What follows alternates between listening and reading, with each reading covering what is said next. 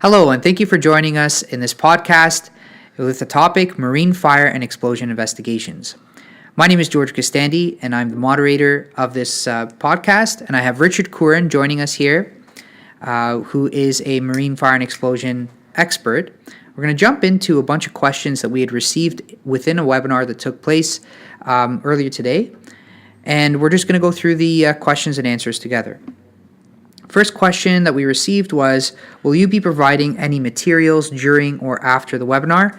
Yes, we will be sending a follow-up email for those that did attend the webinar and those that had signed up, and you will find the slides of the presentation as well as the video recording and a completion certificate attached.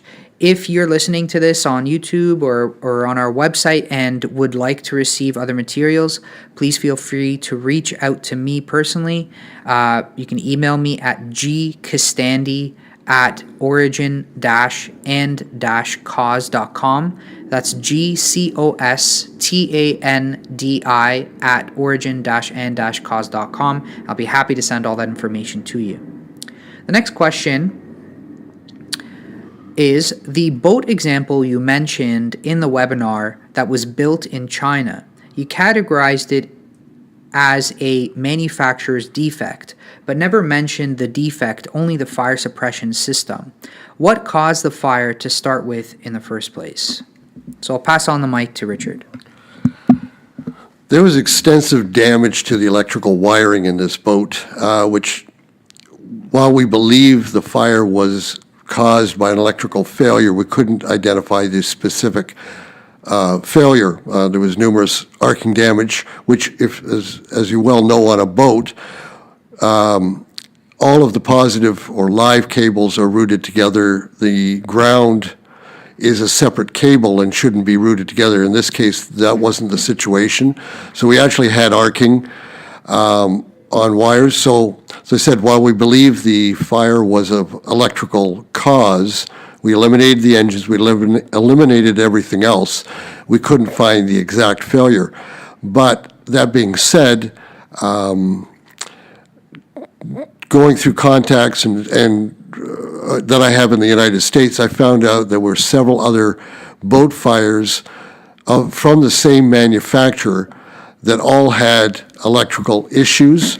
And one of the problems is that unlike North American boat manufacturers, where continuous cables are run from point A to point B on a boat, these boats will have splices midstream.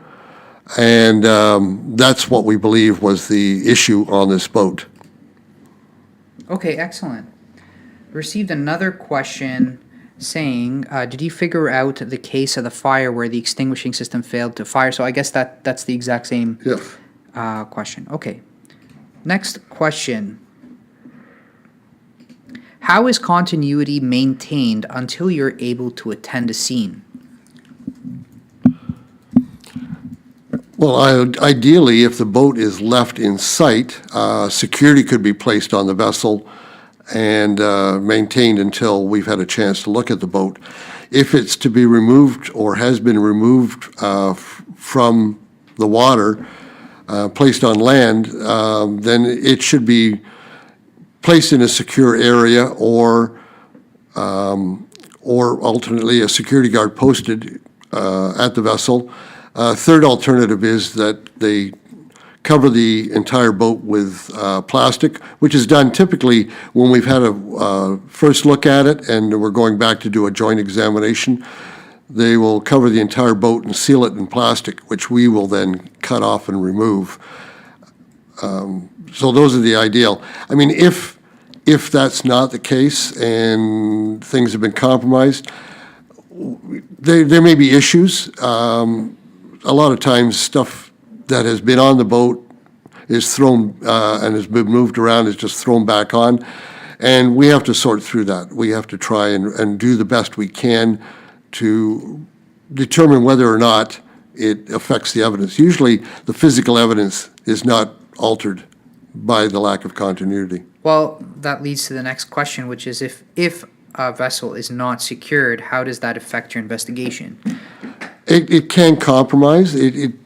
I think part of it is whether the fire is accidental or not. If it's not, it becomes more of an issue than an accidental causation.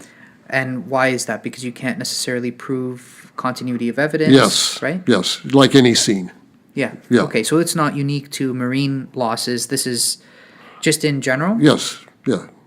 But is it impossible to provide a technical opinion? No, it's not impossible. I mean, again, as long as the vessel is reasonably intact.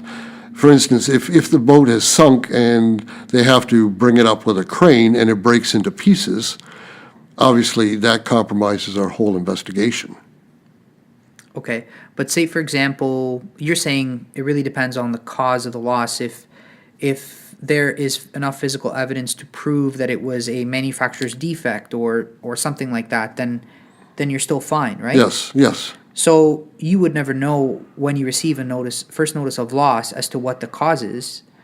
So it's still worth contacting a forensic expert to take a look at it, if it has been moved, to take a look at it and tell you that, hey, there's insufficient evidence for us to provide you with a report, or there is no way to prove continuity of evidence, or we don't even need that. At this point, we know that it's this or it's that. It's this particular technical issue. Yes, that's correct. Yes. Okay, great.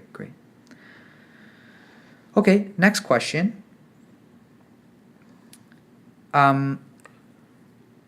Would you caution on the purchase of international boats and practice diligence in buying, or in your experiences, are losses kind of across the board?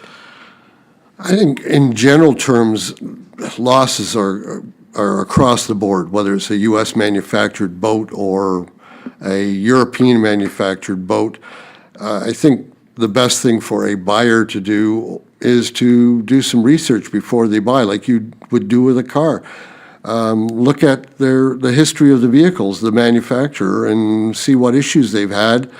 As I said, the big cautionary was one where boats are manufactured in the Far East because they don't necessarily follow by the same code of standards or ethics that European and North American boat manufacturers abide to.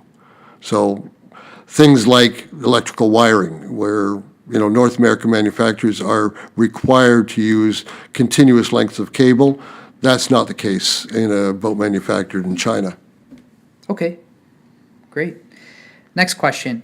What other training would you recommend or suggest in this area of investigation?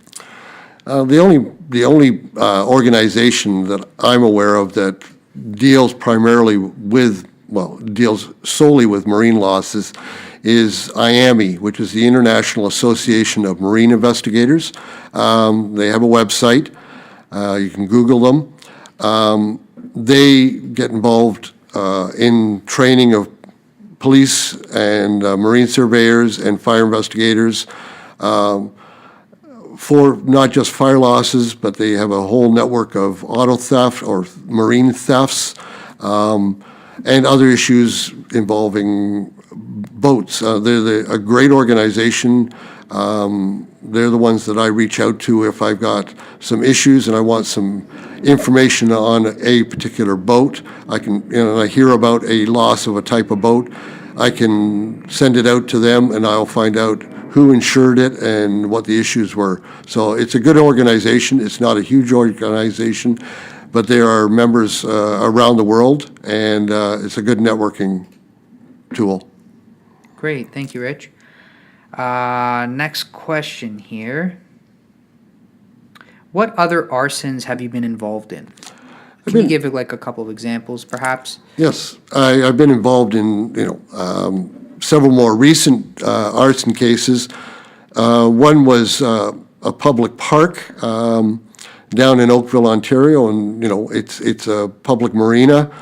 And in the middle of the night, several vessels were involved in fire. It was but it's a public area. People could walk along the riverfront, and it's believed that somebody climbed on board one of the boats and started a fire, which unfortunately spread to about 4 other boats before it was extinguished. Another case was a boat on land on a trailer, and it was being worked on, had been worked on at a marine repair place.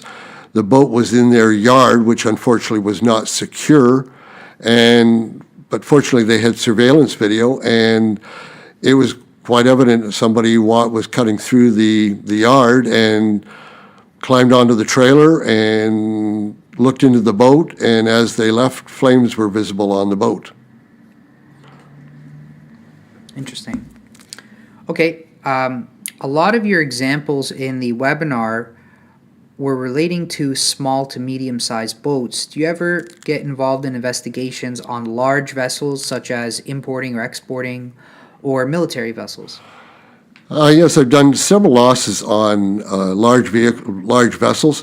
Nothing of the military nature, but I've been involved in everything from a large Norwegian trawler that was being converted to a mini cruise ship, as well as several ocean-going vessels, as well as Lakers that have had fires on board. Great. And lastly, of all causes of marine fires, what is the most common you've seen? I'd say the most common issue is related to fuels, gasoline primarily, just from the standpoint that, when you're refueling a boat, they don't always run the bilge fan, or at the beginning of season, things like fuel lines have sat over the winter, deteriorate, and they're not properly checked. And so the first time to go to use the boat, you've got a fuel leak, and an explosion or fire occurs. So electrical issues are not quite as common. I mean, they do occur, but I'd say that fuel is probably more than 50% of the losses are related to fuel issues. Amazing. Great. Well, thank you very much, Richard. Appreciate your time. And thank you all for joining us in this podcast. I hope it was informative. If you have any questions, please feel free to reach out to me, George Costandy, at gcostandy@origin-and-cause.com. Or you can contact Richard Curran at rcurran@origin-and-cause.com. Curran is spelled Kooren. Thank you very much and have a great day.